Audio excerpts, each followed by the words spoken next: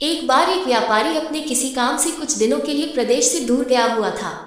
जब वह अपना काम खत्म करके घर पहुंचा तो देखता है कि उसकी पूरी तिजोरी खाली है। उसकी मेहनत की सारी कमाई चोरी हो चुकी है। व्यापारी घबरा गया और उसने अपने घर के सारे नौकरों को बुलाया। व्यापारी के घर में कुल 5 नौकर थे। व्यापारी की एक आवाज पर सारे नौकर उसके सामने आकर खड़े हो गए। व्यापारी ने उनसे पूछा, तुम लोगों के होते हुए घर में इतनी बड़ी चोरी कैसे हो गई? जब चोर आकर मेरी पूरी तिजोरी साफ कर गया, उस समय कहाँ थे सब के सब? एक नौकर ने जवाब दिया, हमें नहीं पता ये चोरी कब हुई मालिक, हम सो रहे थे। उसकी यह बात सुनकर व्यापारी गुस्से से आग बबूला हो उठा और बोला, मुझे तो लगता है कि तुम 5 में से किसी एक ने ही चोरी की है। तुम्हारा हिसाब अब बादशाह अकबर ही करेंगे। ये कहता हुआ वो महल की ओर चल पड़ा। बादशाह अकबर अपने दरबार में बैठकर जनता की समस्या सुन रहे थे कि तभी व्यापारी वहां पहुंच गया।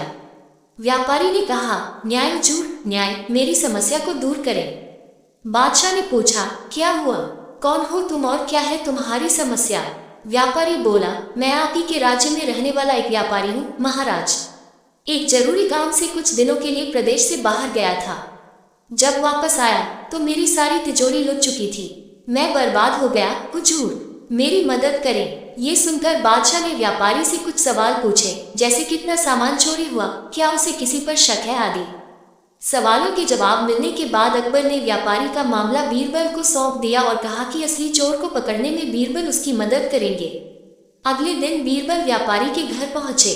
उन्होंने सभी नौकरों को बुलाया और उनसे पूछा कि चोरी की रात वो सभी कहाँ थे। सभी ने कहा कि वो व्यापारी के घर में ही रहते हैं और उस रात भी व्यापारी के घर में ही सो रहे थे।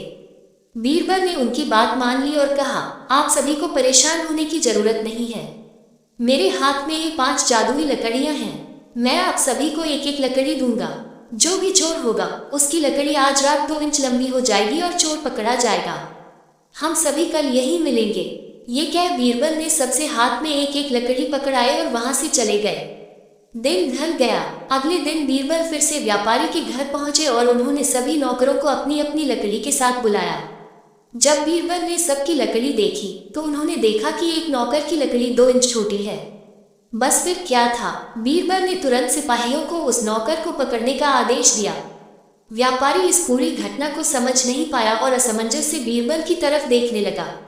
बीरबल ने व्यापारी को समझाया कि कोई लकड़ी जादुई नहीं थी, लेकिन चोर को इस बात का डर था कि उसकी लकड़ी 2 इंच बड़ी हो जाएगी और इस डर से उसने अपनी लकड़ी को 2 इंच काट दिया और वो पकड़ा गया। व्यापारी बीरबल की चतुराई से बहुत प्रभावित हुआ और उसका धन्यवाद किया।